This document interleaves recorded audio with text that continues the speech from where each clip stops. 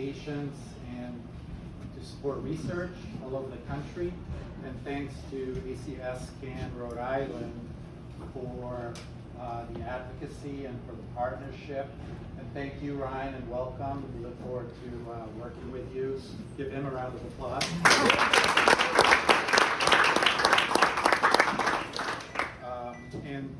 I'm not going to go through the entire list of legislators from the state of Rhode Island. Despite all those advanced degrees, I'm not sure I can get them all right, but I do thank you for being here and thank you for all the work that you do for all of Rhode Islanders every day.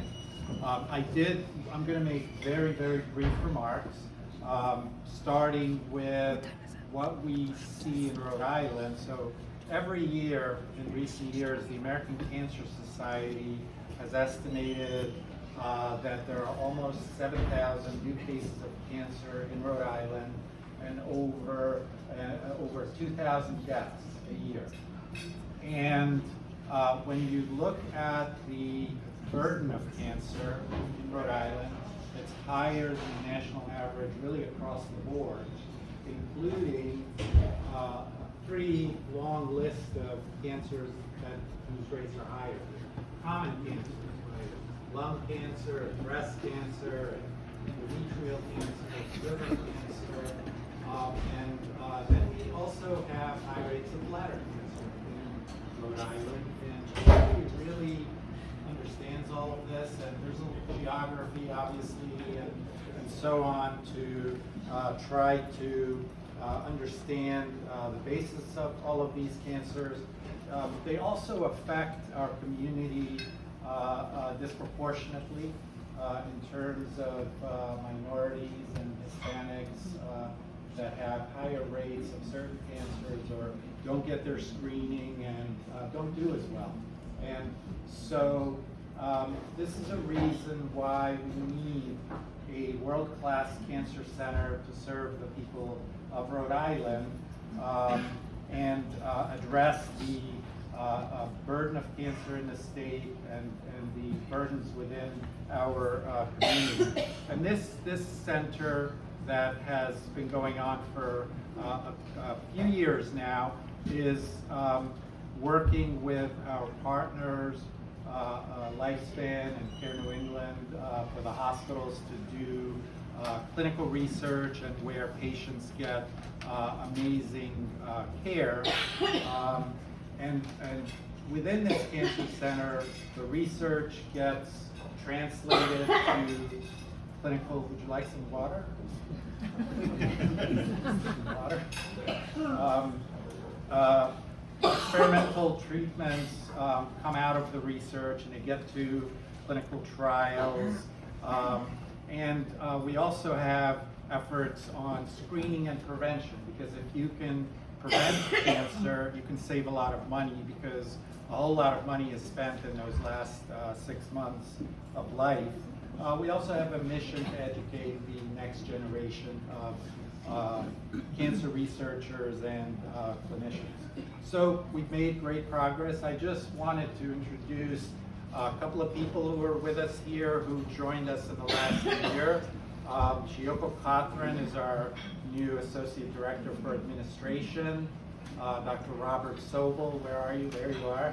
Our Associate Director for Basic Research. Dr. Sobel is a world-class expert in the area of DNA repair, upon which a whole class of drugs is used to treat cancer. And we're delighted to have him here. Dr. Mani, where are you? Right back there. Dr. Senderai Mani, we stole from the state of Texas. He joined us a while ago. He came from MD Anderson, where he's been for about 16 years. And he made groundbreaking discoveries at the Broad Institute in Boston before coming here. And we're just really delighted to have him as well as the Associate Director for Translational Research. In order to continue to make progress, we need more partners. And we hope that the state of Rhode Island will be one of those partners. There are many examples around the country where this is done. for example, in the state of Florida, partnering with Wafik Cancer Center, lots of examples all around the country. And the states generally recognize the impact on the community towards healthcare costs and new jobs and cancer centers with all their clinical trials.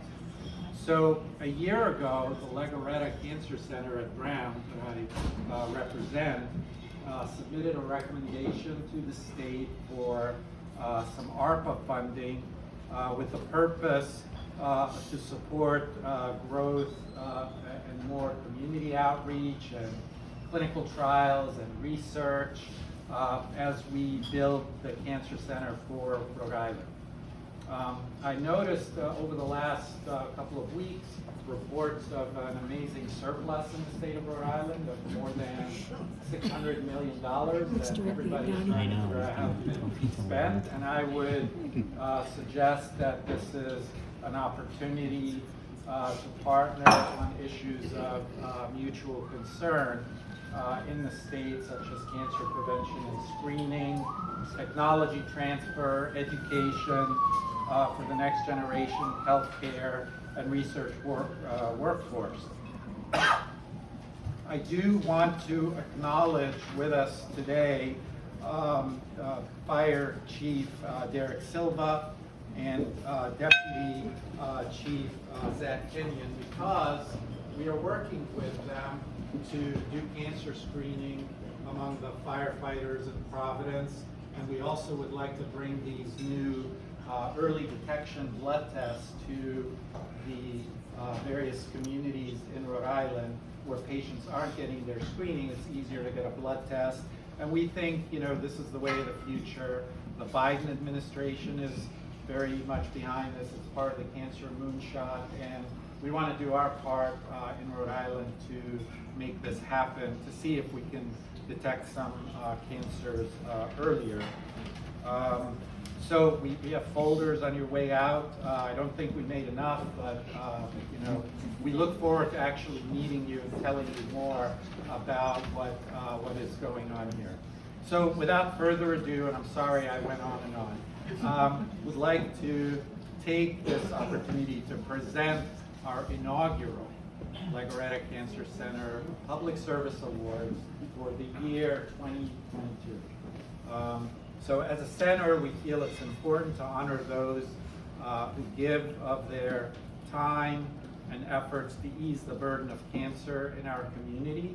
The two individuals you've heard about, you know them well, and they are amazing, tireless advocates for healthcare and for cancer in the state, and I've had the pleasure of working with each of them since I came here in early 2019. They have worked tirelessly to make life just a bit easier for those in need. Representative Ackerman has worked in support of a number of health-related pieces of legislation, including what you mentioned, banning tanning salons and the phone CPR instructions, and importantly last year, the biomarker test. So all of these new tests that can help figure out what's driving cancer can be made available to the community. So to quote Representative Ackerman, she said, biomarker technology allows doctors to pinpoint treatment that has the best possibility for success for an individual patient. It saves lives, time, and money, and it's an important advantage in the fight against cancer. Covering it just makes good sense for insurers and patients alike, said Representative Ackerman.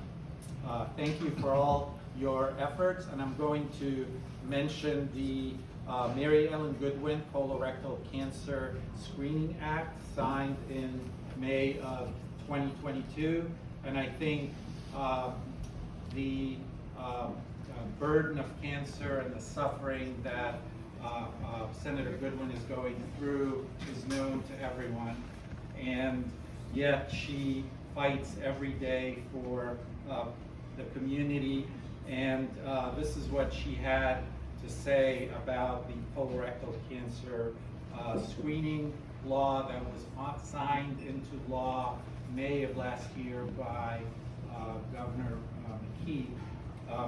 She said, I can personally attest to how critically important it is that everyone is able to get recommended colorectal cancer screenings. Cancer screening is routine preventative care that catches cancer early and saves lives, as well as reducing healthcare costs down the road. Co-pays, cost sharing, and insurers that don't cover pre-screening only discourage people from getting the care they need to protect themselves.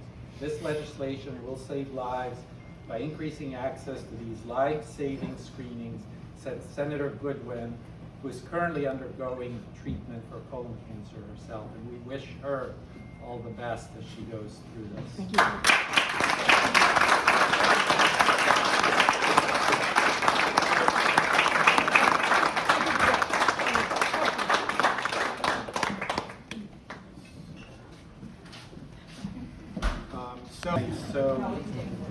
It says the Legorreta Cancer Center Public Service Award. This one is to Rhode Island Representative Ackerman.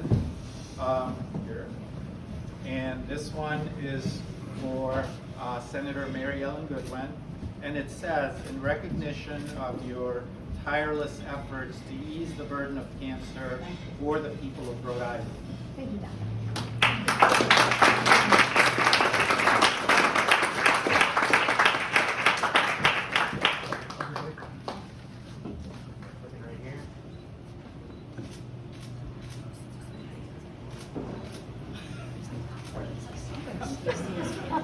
Okay, got it. So congratulations. Thank you very much.